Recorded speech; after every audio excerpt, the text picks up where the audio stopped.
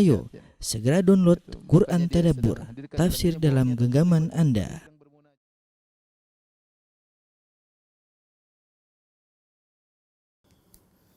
Bismillahirrahmanirrahim. Assalamualaikum warahmatullahi wabarakatuh.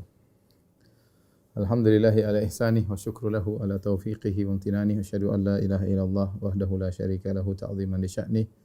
Wa asyhadu anna Muhammadan abduhu wa rasuluhu da'ala ridwani. Allahumma salli alaihi wa ala alihi wa ashabihi wa ikhwani. Para ikhwan dan akhwat, bapak dan ibu-ibu, jamaah Masjid Al-Ikhlas Duku Bima, Bekasi yang dirahmati oleh Allah Subhanahu wa taala. Alhamdulillah pada kesempatan kali ini kita masih diberi kesempatan kembali oleh Allah Subhanahu wa taala untuk menelaah kembali firman-firman-Nya. Yang kita tahu bahwasanya semakin kita banyak menelaah firman-firman-Nya, maka akan semakin banyak kebahagiaan yang kita dapatkan, ya. Karena Al-Qur'an, kata Allah Subhanahu wa taala, syifa, ya, lima fis sudur, ya, adalah obat bagi penyakit-penyakit hati, ya. Sehingga apapun penyakit hati kita bisa hilang dengan Al-Quran kalau kita mempelajarinya dengan sebaik-baiknya. Tapi pada kesempatan kali ini kita sama-sama akan pelajari kelanjutan dari pembahasan kita, yaitu dari surat Al-Maidah ayat ke-12 dan seterusnya. Perhatikan di sini Allah Subhanahu wa taala berfirman, laqad akhadallahu mitsaqa bani Israila wa ba'atsna minhum 12 naqiba. Dan sungguh Allah telah mengambil perjanjian dari Bani Israel dan Allah mengangkat 12 orang pemimpin di antara mereka. Pada ayat ini dan selanjutnya Allah bercerita tentang mitsak, ya. Perjanjian. Mitsak itu perjanjian yang berat, yang muakkad, ya. Perjanjian berat, ya, yang ditekankan. Bukan sembarang perjanjian, tapi mitsak, perjanjian. Yaitu Allah ambil perjanjian kepada mereka dari Bani Israel, wa ba'atsna minhum, dan Allah utus dari mereka, ya, Allah utus, ya, yaitu atau Allah mengangkat dari mereka 12 naqiba, 12 naqib. Naqib ini maksudnya orang bilang arif, ya, atau orang yang tahu seluk-beluk bawahannya disebut dengan naqib, atau utusan, ya, atau diartikan juga dengan pemimpin. Kenapa 12? Karena Yahudi ada 12 suku, ya. Karena Yahudi atau Bani Israel ada 12 sibt, ya. Ya, sibt atau suku, ya. Siapa 12 sibt tersebut? Asbat, ya, dari anak-anaknya Nabi Yakub alaihissalam, yaitu Yusuf, Binyamin, Yahuda, dan Lawi, sampai ada 12. Inilah 12 bersaudara yang Bani Israel terdiri atas 12 suku tersebut. 12 suku tersebut turun-temurun beranak pinak. Di zaman ini mereka ada 12 suku sehingga Allah mengutus 12 naqib, 12 sebagai pengawas mereka. Kalau ada permasalahan didunungkan dengan mereka sebagai pemimpin mereka. Allah utus 12 orang tersebut untuk mengawasi perjalanan Bani Israel, ya. Kemudian apa perjanjian yang Allah ambil dari mereka? Kata Allah, wa qala Allahu inni ma'akum. Allah berkata, sungguh aku akan bersamamu, yaitu al-ma'iyyah al-khassah. Ya, bersama di sini maksudnya bersama yang spesial, yaitu kebersamaan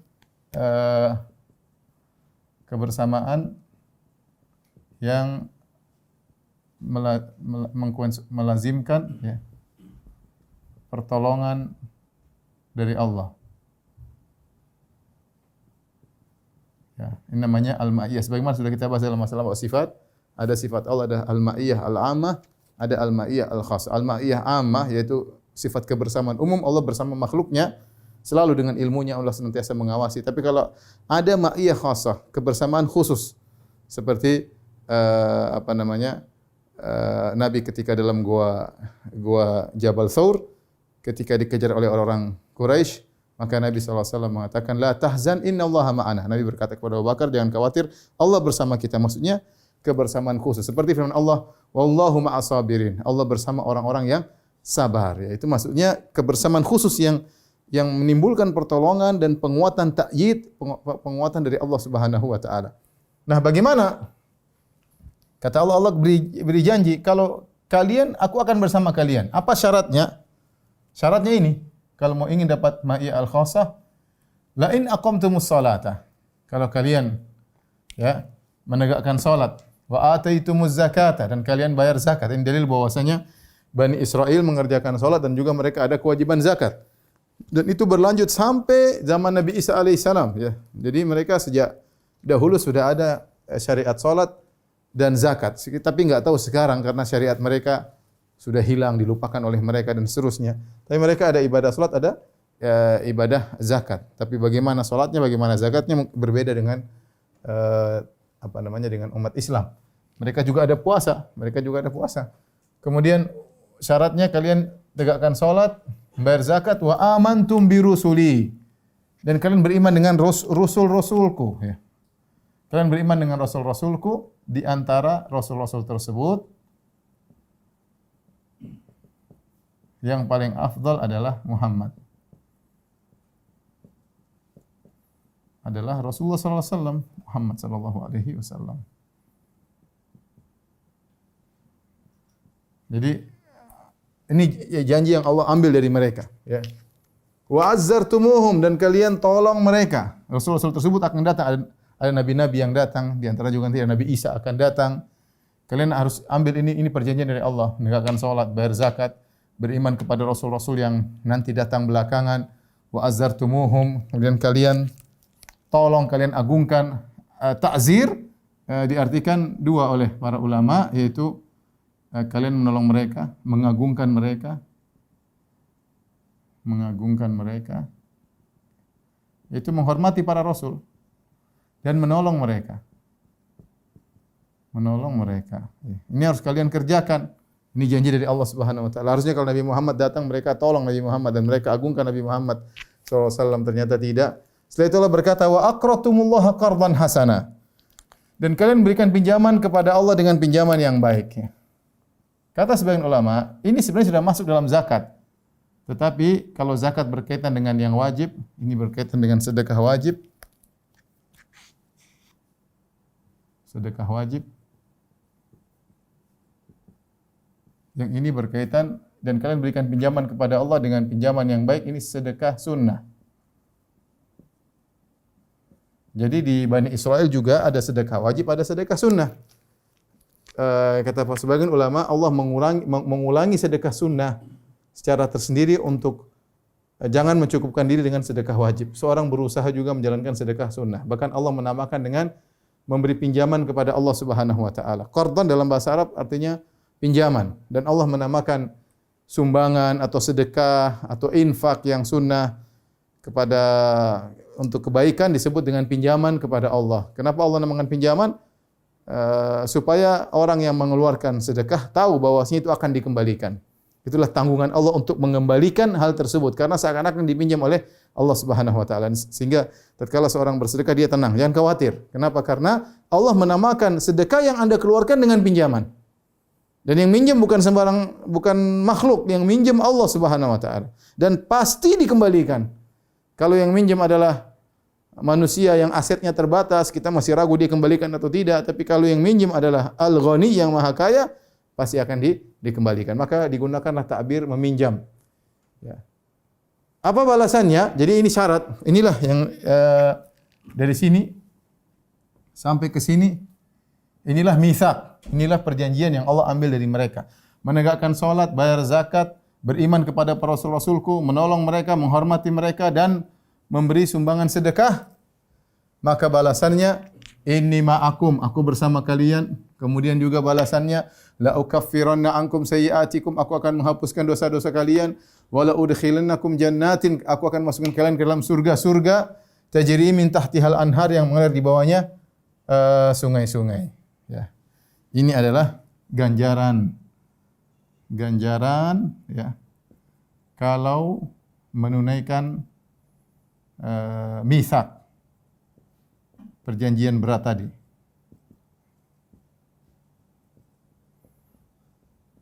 Apa ganjarannya? Saya ulangi, yang pertama, Allah bersama mereka, nomor satu.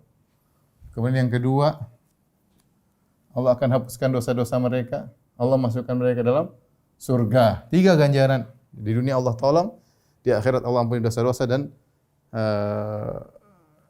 Allah masukkan dalam surga. Kemudian setelah itu Allah mengatakan, "Faman kafara." Nah, bagaimana yang tidak menunaikan perjanjian tersebut? Faman kafara, siapa di antara kalian yang kafir setelah itu? Ya. Faqad dhalla sawa as-sabil. Bagi yang tidak menunaikan perjanjian. Ya. Faman kafara ba'da dzalik, barang siapa yang kufur setelah ini, setelah itu maksudnya setelah dikuatkan oleh Allah, diingatkan oleh Allah, mitsaq dengan perjanjian yang berat, ya. Faqad dhalla sawa as-sabil, maka sungguh dia telah sesat dari jalan yang lurus. Sungguh ini Allah sudah jelaskan, ya, jelas. Jadi ini ada perjanjian, kalau kalian kerjakan begini, kalau kalian tidak kerjakan begini. Apa yang terjadi? Ternyata mereka tidak mengerjakan. Hasilnya apa? Ya. Hasilnya mereka tidak mengerjakan. Hasilnya mereka tidak mengerjakan janji tersebut. Allah lanjutkan. Fabima naqdihim mitsaqahum la'annahum. Gara-gara mereka melanggar janji mereka, la'annahum, kami laknat mereka. Ini dampak pertama, tidak mengikuti janji. Wa ja'alna qulubahum qasiyah, kami jadikan hati mereka keras, dampak yang kedua. Kemudian berlanjut dengan yang berikutnya, yuharrifunal kalima an mawadhi'ih, mereka merubah firman Allah dari tempatnya. Ini dampak dari hati mereka yang keras sehingga mereka merubah tafsir firman Allah Subhanahu wa taala. Dampak yang berikutnya, wa nasu hadzam mimma dzukiru bih. Yang keempat, dampaknya gara-gara mereka meninggalkan janji tersebut, mereka melupakan sebagian yang telah diperingatkan kepada mereka. Yang kelima, wala tazalu tattali'u ala kha'inatin minhum. Engkau wahai Muhammad sampai di zamanmu, ini kan Bani Israel zaman dahulu. Engkau wahai Muhammad sampai di zamanmu, engkau senantiasa melihat pengkhianatan dari mereka. Illa qalilan minhum, kecuali hanya sedikit dari mereka yang tidak berkhianat. Ini bahayanya kalau seorang meninggalkan syariat Allah Subhanahu wa taala, meninggalkan ketaatan Allah Subhanahu wa taala, maka dampaknya banyak. Ini yang dialami oleh Bani Israel. Kata Allah, "Fabima naqdihim mitsaqahum." Tatkala mereka membatalkan, meninggalkan, melanggar janji mereka yang Allah sudah ambil dari mereka. La'annahum, kami laknat mereka. Dan demikian banyak dosa yang muncul gara-gara dosa sebelumnya. Makanya dikatakan al-khati'atu nadi bi ukhtiha. Dosa memanggil dosa yang lain. Allah dalam Al-Qur'an banyak. Falamma zagu azagallahu qulubahum. Tatkala mereka menyimpang, Allah simpangkan hati mereka. Allah juga berfirman, wa nuqallibu afidatahum wa absarahum kama lam yu'minu bihi awwala marrah wa nadharuhum fi tughyanihim ya'mahun. Kata Allah Subhanahu wa taala, kami balikkan hati mereka, kami palingkan pandangan mereka sebagaimana mereka tidak beriman sebelumnya. Jadi Allah terkadang menimbulkan hukuman-hukuman dosa-dosa akibat dosa sebelumnya. Seperti firman Allah Subhanahu wa taala tentang orang-orang Yahudi, ya, bahwasanya tatkala mereka fabidzulmin minal ladzina hadu haramna thayyibatin uhillat lahum. Kata Allah Subhanahu wa taala, gara-gara kezaliman orang Yahudi, maka kami haramkan hal-hal yang halal bagi mereka. Kami haramkan hukuman bagi mereka. Seperti juga Allah menyebut tentang dalam surat Al-Baqarah, kata Allah, "Tsumma qasat qulubuhum min ba'di dzalik." Kemudian qasat qulubuhum, yaitu jadilah hati mereka keras setelah itu. Setelah apa? Setelah mereka diperintahkan untuk menyembelih sapi, mereka ngeyel, tanya sini tanya sana, mencari keringanan, gara-gara itu hati mereka menjadi keras. Jadi ikhwan, hati-hati kalau seorang melakukan dosa, segera bertobat. Kalau dia tidak bertobat, khawatir dia terjerumus pada dosa berikutnya dan dia tidak sadar. Kata Allah, wa nadharuhum fi tughyanihim ya'mahun. Mereka berada dalam kesesatan mereka dalam kondisi buta. Orang tidak sadar dari keangkuhan, kemudian kesombongan, kemudian menzalimi, terus dia seperti biasa. Kenapa? Akibat dosa yang pertama dia lakukan. Hatinya keras, tiba-tiba dia terjerumus dalam dosa-dosa berikutnya, wali'adzubillah. Makanya kita manusia yang penuh dosa, kalau kita melakukan dosa segera bertobat, ya, agar hati kita kemudian menjadi lembut kembali, agar bercak-bercak hitam di hati kita dibersihkan oleh Allah Subhanahu wa taala. Lihat ini. Bagaimana gara-gara mereka melanggar janji Allah, 5 problem Allah berikan kepada mereka. Pertama, Allah laknat mereka. Apa laknat? Itu dijauhkan dari rahmat Allah. Laknat itu at-tard min rahmatillah. Laknat at-tardu min rahmatillah. Yaitu dijauhkan dari rahmat Allah. Itu namanya laknat. Kalau ada orang bilang laknat Allah kepadamu, maksudnya semoga Allah menjauhkan dirimu dari rahmatnya. Itu maksudnya laknat. Wa ja'alna qulubahum qasiyah. Kami jadikan hati mereka keras. Qasiyah ini ada dua qiraah ya. Qasiyah, kalau ini kan qasiyah, tapi kalau kita lihat di tulisan Rasm Usmani tulisannya cuma begini. Qaf. Qaf ya. Tinggal nanti harokatnya bisa berubah dua qiraat. Ada harokatnya begini. Qasiyah. Qasiyah. Yang kedua dibaca lain, sama tulisnya sama. Ini namanya Rasm Usmani kayak begini, Usmani. Ya. Tapi harokatnya beda, harokatnya begini. Qasiyah. Qasiyah, beda. Kalau qasiyah jadi dua bacaan. Bacaannya wa ja'alna qulubahum qasiyah. Kami jadikan hati mereka keras. Ini sudah kita pahami. Hati keras, sulit menerima nasihat, tidak menerima nasihat, dijelaskan dalil-dalil tidak masuk. Ya gimana udah keras. Mau dijelaskan dalil 1000 dalil tidak akan berubah. Hati sudah keras. Atau dibaca dengan qasiyah. Qasiyah itu adalah dirham qasi, disebut dirham qasi atau darahim qasiyah, yaitu kepingan dirham yang dicampur, tidak murni. Qasiyah artinya ini kepingan dirham yang dicampur, ya. Kepingan dirham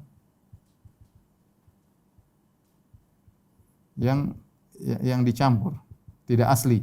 Campur dengan logam yang lain, dengan logam lain. Ya, harusnya kan perak, dicampur dengan logam lain. Sehingga kata sebagian ulama maksudnya hati mereka tercampur dengan kekufuran.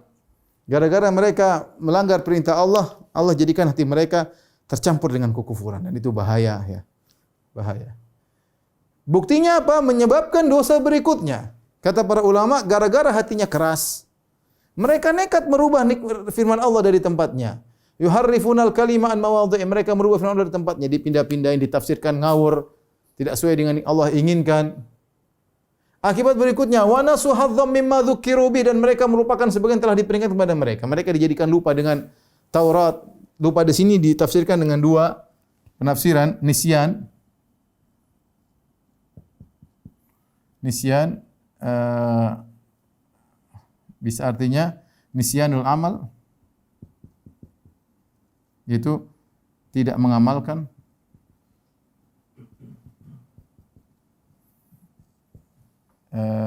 Nisyan nusus. Nisyan nusus Taurat, yaitu ayat-ayat Taurat dilupakan. Taurat dilupakan.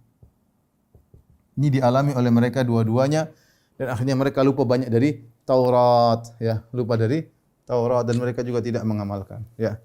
Kemudian berikutnya Allah sebutkan, ternyata hati mereka yang kotor itu berlanjut sampai di zaman Nabi SAW. Ini mungkin dari zaman Nabi Musa.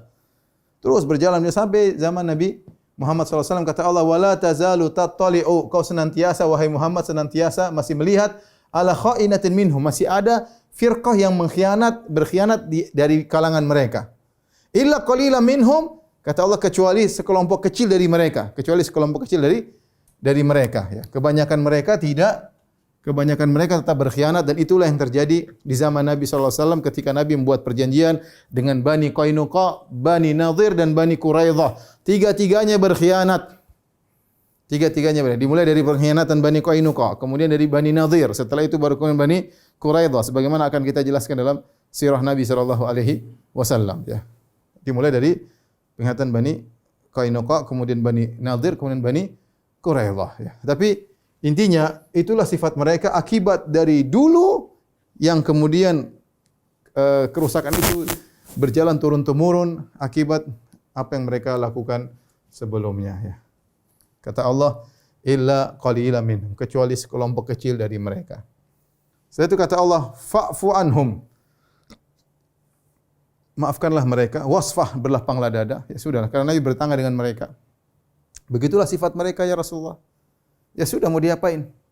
Seakan-akan Allah berkata, ya sudahlah, itu sifat mereka seperti itu. Ya sudah, maafkan aja.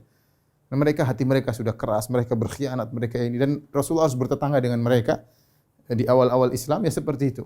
Sampai akhirnya mereka benar-benar berkhianat dan menimbulkan bahaya, baru mereka hendak membunuh Nabi harus melawan. Ya, mereka ini berkhianat membantu orang-orang musyrikin untuk menyerang Nabi dalam perang Khandaq, baru Nabi harus melawan. Asalnya Nabi biarin aja. Hukum asalnya Nabi biarin. Ya sudah, bermuamalah dengan tetangga yang sifatnya seperti itu mau diapain? Fa'fu anhum wasfah. Maafkan dan sudah lapang dada. Ya, setelah itu baru mereka kemudian semakin parah, baru terjadi penyerangan. Innallaha yuhibbul muhsinin. Sungguhnya Allah mencintai orang-orang berbuat ihsan. Ya. Orang-orang berbuat ihsan, berbuat baik kepada manusia, yang dia bertindak selalu merasa diawasi oleh Allah Subhanahu wa taala. Sebagaimana definisi al-ihsan, an ta'budallaha ka'annaka tarahu fa illam takun tarahu fa innahu yarak. Kau beribadah kepada Allah seakan-akan kau melihat Allah. Jika kau tidak mampu, maka yakinlah Allah sedang melihat. Dan itu kita hidupkan dalam segala ibadah kita. Kita salat, yakin Allah melihat, sedang mengawasi kita salat. Kita ceramah, Allah sedang melihat kita sedang ceramah. Kita pengajian, kita yakin Allah sedang melihat kita sedang pengajian. Kita berbakti sama orang tua, Allah sedang menilai. Kita sedang ngobrol sama kawan, pilih kata-kata, kita yakin Allah Subhanahu wa taala juga melihat apa yang kita ucapkan. Allah tahu isi hati kita sebelum kita ucapkan. Orang yang selalu demikian, merasa diawasi oleh Allah Subhanahu wa taala, itu orang-orang yang ihsan, derajatnya paling tinggi. Islam, iman baru apa? Ihsan. Namun tidak semua orang mencapai derajat ihsan. Ya, tidak semua orang bisa menghadirkan hal tersebut ketika dia beribadah dalam muamalahnya, ya, dan seterusnya.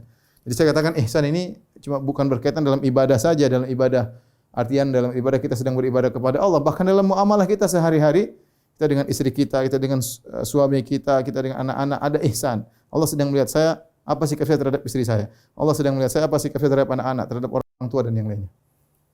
Jadi kata Allah, maafkanlah mereka sikapnya sudah seperti itu. Demikian orang Yahudi. Kemudian kita lanjutkan ayat ke-15. Kata Allah, "Wa minal ladzina qalu inna nasara." Ya, demikian juga kami mengambil perjanjian dari orang-orang yang menyatakan diri mereka Nasara. Ini maksudnya apa? Demikian pula kami mengambil perjanjian. Dari siapa? Dari orang-orang yang menyatakan kami Nasara. Kenapa mereka disebut Nasara? Ada dua pendapat. Nasara disebutkan dari perkataan Hawariyun, qala al-hawariyuna nahnu ansarullah. Kami ini penolong-penolong Allah. Ya, disebut Nasara. Kata Allah Subhanahu wa taala dari penolong, qala al-hawariyuna nahnu ansarullah. Kami para penolong. Makanya Nasara diambil dari penolong. Kami ini penolong-penolong Allah. Hawariyun maksudnya adalah murid-murid Nabi Isa. Ada yang mengatakan Nasara adalah dari kampung mereka, tempat Nabi Isa berdakwah, ya. Dari nama kampung, ya. Kampung namanya Nasrah atau seputar itu. Namanya Nusrah atau Nasrah, ya. Intinya di nama kampung. Sehingga dinisbahkan kepada tempat tersebut. Orang disitulah awal kali Nabi Isa berdakwah, murid-muridnya berkumpul di situ. Allah alam bisawab. Intinya mereka menamakan diri mereka Nasara. Kata Allah, akhadna mitsaqahum. Lihat, kami mengambil perjanjian mereka. Sebagaimana kami mengambil perjanjian dari orang-orang Yahudi sebelum mereka. Tapi apa yang mereka lakukan sama? Mereka tidak menunaikan. Fanasu hazzam mimma dzukkiru bih. Dan mereka melupakan sebagian dari apa yang mereka ingatkan. Lupa. Mereka lupa. Lupa tadi sudah kita jelaskan ada dua. Lupa Injilnya atau tidak mengamalkan. Lupa Injilnya, ya, lupa diamalkan. Di antara kritikan sebagian orang Nasara terhadap orang Nasara yang lain, yaitu mereka mengkritiki dari sisi risalah-risalah Paulus. Kalau Injil-Injil, Nabi Isa mengajarkan tentang pentingnya beramal saleh, tetapi Paulus seakan-akan memberikan mereka ketenangan bahwasanya dosa mereka sudah diampuni sehingga mereka lalai dari beramal saleh. Jadi banyak syariat yang mereka tinggalkan. Kenapa? Gara-gara ajaran Paulus. Demikian kata sebagian kritikus dari mereka, ya. Bahwasanya Paulus ini yang mengatakan bahwasanya Nabi Isa turun untuk menebus dosa manusia, Allah mengutus anaknya untuk menebus dosa manusia. Barang siapa yang beriman kepada Yesus maka dia akan selamat. Itulah juru selamat, dan ini semua membuat mereka berpangku tangan, ya, maksud dalam tanda kutip, itu mereka tenang, tentram dengan meyakini Yesus sebagai juru selamat, sehingga mereka merasa mudah selamat meskipun tidak menjalankan banyak syariat. Akhirnya banyak syariat yang mereka tinggalkan. Ya. Lihat sekarang mereka bagaimana. Kasihan saya lihat mereka ya beribadah seminggu sekali, itu pun jarang mereka datang. Kapan mereka ingat dengan Tuhan ya. Kemudian puasa entah mereka kerjakan lagi atau tidak ya. Syariat-syariat yang di Taurat ya sudah ditinggalkan banyak ya. Taib. Ketika mereka meninggalkan Injil, mereka lupa Injil dan mereka lupa mengamalkan, fa aghraina bainahumul adawata wal baghdha, maka kami timbulkan di antara mereka permusuhan dan kebencian. Permusuhan kebencian. Kebencian ada lebih parah permusuhan, ya. Makanya Nasara juga berfirqah sejak zaman dahulu. Kalau dahulu ada namanya Mulkani, ada Nusturi, ada Yakubiyah, ya. Dan banyak firqah-firqah sampai sekarang masih ada firqah-firqah mereka tentunya, ya. Ketidakcocokan di antara mereka. Taib. Ila yaumil qiyamah, yang kebencian tersebut, permusuhan di antara mereka akan berlanjut sampai hari kiamat, dan kita meyakini hal itu. Sampai sekarang mereka masih tercerai-berai, masih ada kebencian di antara mereka, ya. Saling menyesatkan di antara mereka. Kata Allah Subhanahu wa taala, wa sawfa yunabbi'uhumullahu bima kanu yasnaun, dan kelak Allah akan memberitakan kepada mereka apa yang telah mereka kerjakan, ya. Semua yang mereka kerjakan ini akan dikabarkan oleh Allah pada mereka. Baik. Tolong dibalik. Bentar.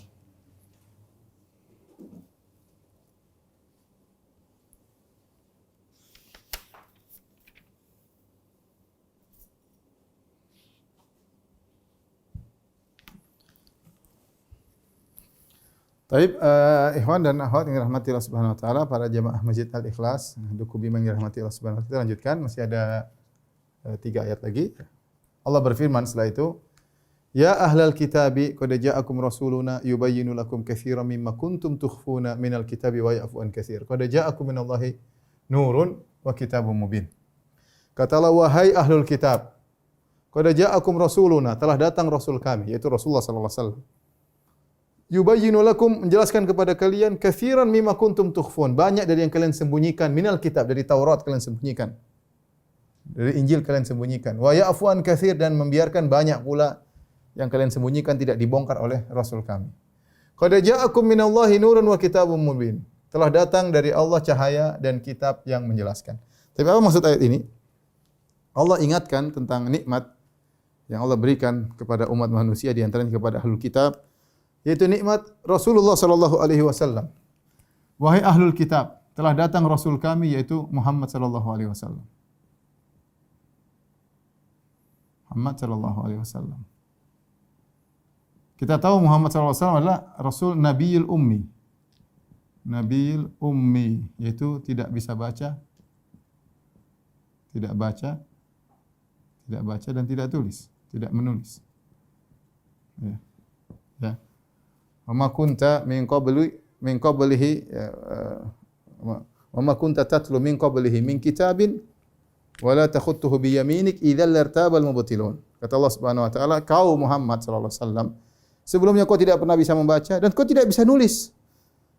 Idzal lartabal mubtilun, seandainya kau bisa baca, bisa tulis, orang-orang ahli batil akan ragu, Muhammad itu hanya baca buku-buku dulu, hanya dengar-dengar dari orang-orang dulu, sehingga cuma ngadopsi bikin Al-Quran. Kalian tahu Muhammad dari ummah ummiyah, tidak bisa baca, tidak bisa tulis. Ternyata yang menakjubkan, Rasulullah SAW bukan hanya menjelaskan tentang kisah-kisah terdahulu yang ada di Taurat, beliau tidak pernah baca.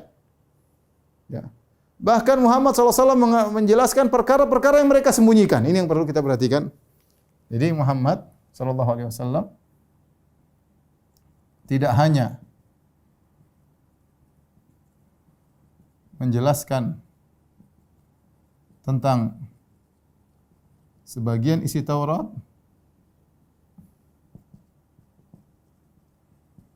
bahkan ya menjelaskan apa yang mereka sembunyikan.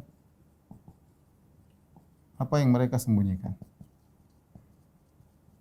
Ini yang jadi, oleh karenanya kata para ulama, jadi orang Yahudi tahu persis tentang kenabian Nabi Muhammad SAW.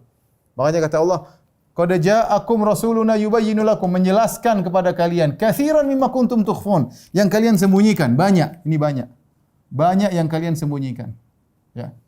Yang kalian tidak tampakkan, yang sembunyikan ternyata Rasulullah jelaskan. Contohnya misalnya kata para ulama, contoh misalnya hukum rajam, mereka sembunyikan.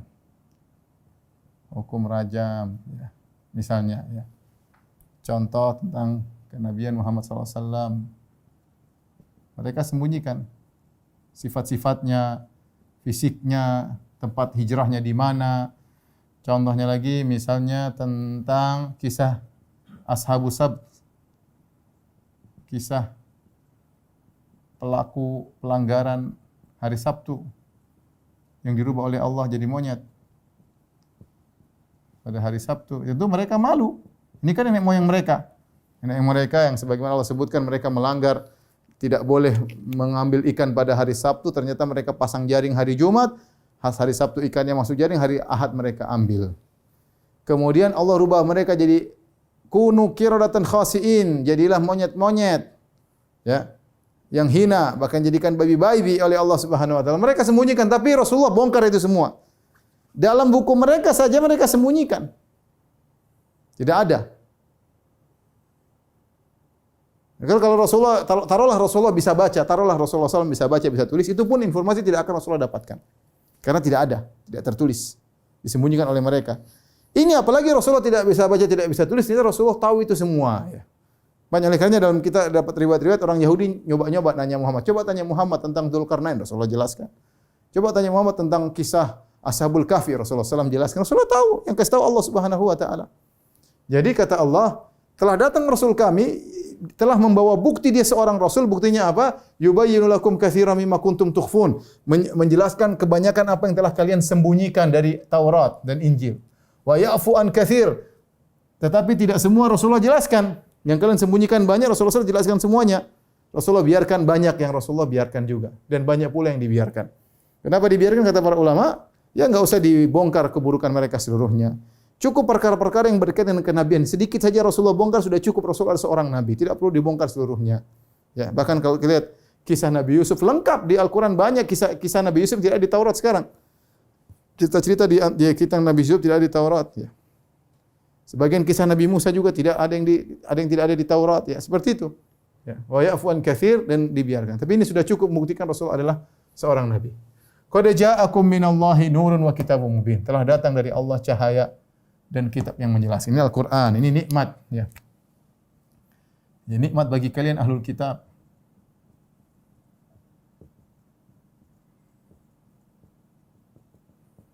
Apa? Al-Quran. Subhanallah, mereka tahu. Tapi mereka tinggalkan. Kenapa? Gara-gara Nabi bukan bangsa Yahudi. Itu aja, karena Nabi bukan dari Bani Israel. Sehingga mereka tidak mau beriman. Itu aja sebabnya. Ya, mereka tahu ciri-ciri Nabi, tapi itulah gara-gara Rasulullah SAW bukan orang Yahudi, mereka tidak beriman. Allah jelas tentang Al-Quran. Al-Quran tersebut, yahdi bihillahu manittaba'a ridwanahu subulas salam. Dengan kitab itulah Allah memberi petunjuk kepada orang-orang yang mengikuti keridhaannya, yang mencari keridhaan Allah. Yang mencari keridhaan Allah. Keridhaan Allah. Ridha adalah sifat fi'liyah, sifat Allah. Al-fi'liyah. Yaitu maksudnya Allah ridha kepada siapa yang Allah kehendaki, Allah murka kepada siapa yang Allah kehendaki. Jadi ada orang mencari ridha Allah, dia berusaha sampai Allah ridha kepadanya. Ini sifat ini ditolak oleh orang-orang Asy'ariyah. Kalau kita Ahlus-Sunnah meyakini Allah bisa ridha, Allah bisa marah. Kalau Anda berusaha menempuh jalan yang benar, Allah akan ridha kepadamu. Allah akan cinta kepadamu. Kata mereka, enggak ada Allah mencintai, enggak ada Allah meridhai. Akan kita masuk dalam pertarungan filsafat dengan mereka, tapi ini bukan penjelasannya. Tapi intinya saya ingin jelaskan Ahlus Sunnah mudah, Allah ridha, Allah cinta, Allah sayang, mudah. Sifat-sifat fi'liyah. Kata Allah, Al-Quran itu, dengan Al-Quran tersebut Allah beri petunjuk kepada orang-orang yang mencari keridhaan Allah Subhanahu wa taala. Allah beri petunjuk kepada mereka apa? Subulas salam, subulas salam. Jalan-jalan keselamatan. Allah bukakan bagi mereka orang yang mencari keridhaan Allah, Allah bukakan bagi mereka jalan-jalan keselamatan. Jalan-jalan keselamatan ini menunjukkan dua hal. Seluruh syariat Islam, seluruh syariat atau jalan Islam seluruhnya keselamatan. Kemudian tujuannya ke Darussalam, surga, negeri keselamatan.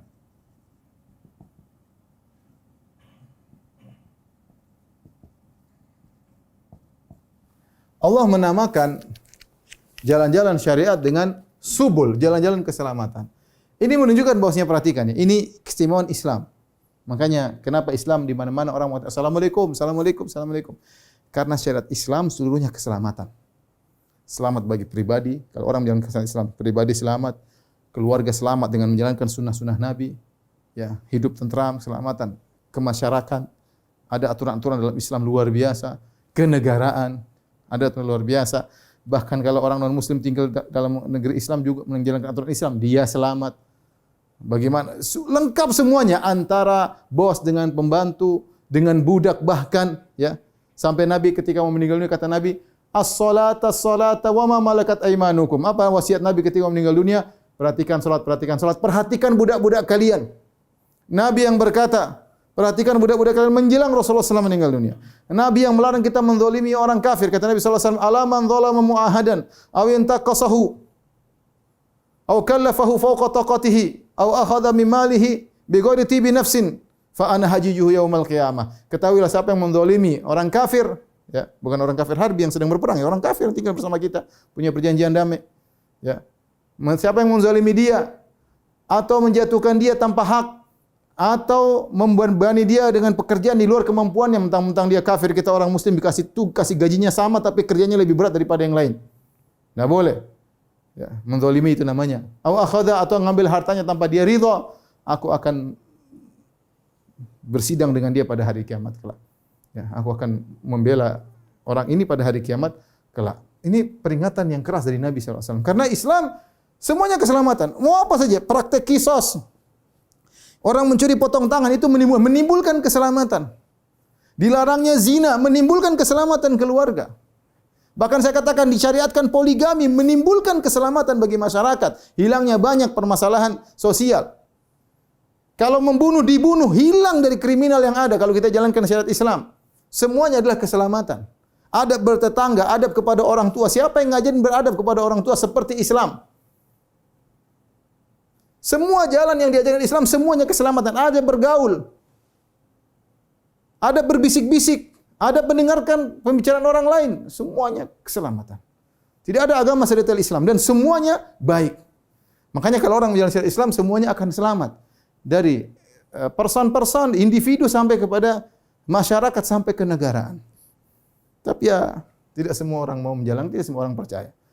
Dan ini semua jalan-jalan Islam mengantarkan kepada Darussalam, kepada surga yang penuh keselamatan. Kalau mau sampai surga, tidak ada keletihan, tidak ada kepayahan, tidak ada benci, tidak ada kekhawatiran. Semuanya Darussalam, negeri yang penuh dengan keselamatan. Wa yukhrijuhum minadh-dhulumati ilan nur. Al-Quran tersebut mengeluarkan manusia dari kegelapan menuju cahaya dengan izin Allah Subhanahu wa taala. Ikhwan, betapa kalau dulu kita belum mengenal syariat Islam, kita belum mengaji, kita dalam kegelapan, dalam zulumat, dalam kejahilan, dalam zulumat. Ya, hati gelap. Tapi subhanallah setelah mengenal Islam, tahu indahnya Islam, tahu indahnya syariat Islam, tahu indahnya sunnah. Maka kalau kita berpegang teguh Al-Quran, Allah akan menolong kita dari kegelapan menuju cahaya dengan izin Allah Subhanahu wa taala. Wa yahdihim ila siratim mustaqim. Dan Allah akan beri petunjuk kepada mereka kepada jalan yang lurus, ya. Itu menuju surga. Ayat terakhir pada malam hari ini kita bahas salah satu perkataan kekufuran orang Nasara. Kata Allah, laqad kafara alladziina qalu innallaha huwal masiih ibnu Maryam. Ingat pernyataan mereka. Jadi mereka bermacam-macam. Allah sebut dalam Al-Quran ada 3 kelompok. Sekarang mungkin berkembang lebih banyak. Di antara kelompok mereka ada yang mengatakan Allah adalah Isa. Isa adalah Allah adalah Isa. Ya. Ada yang Trinitas. Oh enggak, Allah lain 3 oknum tapi satu hal. Allah, Ruhul Kudus, Nabi Isa. 3 tapi 1. lebih aneh lagi ya. Telah kafir orang yang mengatakan Allah adalah Isa bin Maryam. Allah adalah Isa. Isa adalah Allah, Allah adalah Isa. Ini hukumnya kafir. Laqad kafar, kata Allah, sungguh telah kafir. Bahkan sebenarnya mengatakan la di sini adalah untuk sumpah. Ya. Jangan kita main-main. Jangan kita ragu lagi tentang kekafiran mereka. Seakan-akan Allah berkata, saya bersumpah mereka ini kafir. Yang mengatakan Allah Nabi Isa kafir. Isa adalah Allah, kafir. Gimana Allah ini makhluk mau disamakan dengan Tuhan? Suruh Tuhan masuk dalam perut seorang manusia, dalam perut Maria selama 9 bulan, Tuhan bercokol dalam situ. Gimana maksudnya? Allah adalah Isa, Isa adalah Allah. Intinya sangat tidak logis ya. Ya.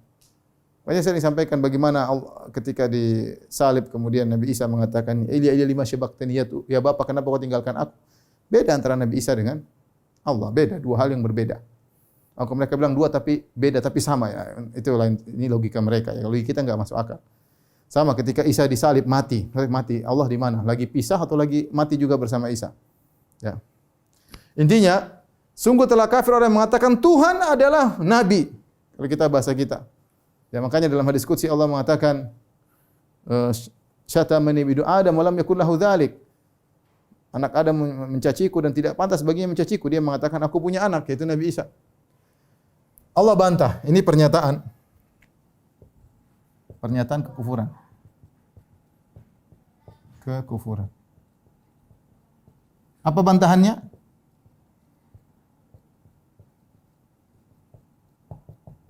Bantahannya ini. Pertama, kata Allah, "Qul fama yamliku minallahi syai'an in arada an yuhlikal masih ibn Maryam wa ummuhu fil ardi jami'an." Bantahannya, katakanlah, siapa yang bisa menghalangi Allah kalau Allah ingin membinasakan Nabi Isa dan ibunya dan seluruh manusia muka bumi? Siapa yang bisa tahan? Apakah Nabi Isa bisa tahan kehendak Allah?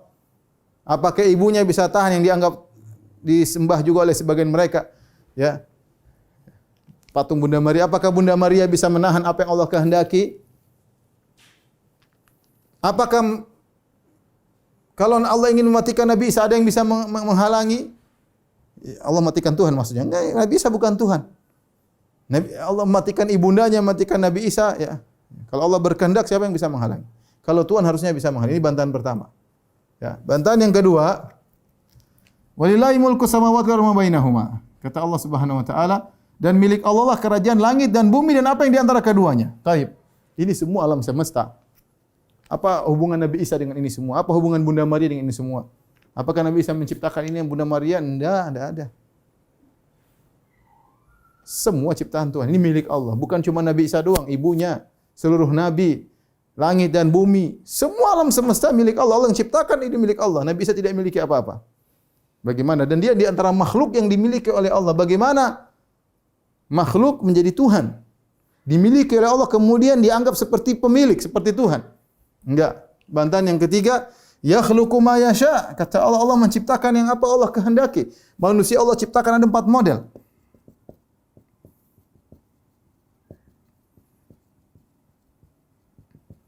Empat model. Terserah Allah. Ada yang dari bapak dan ibu. Seperti kita.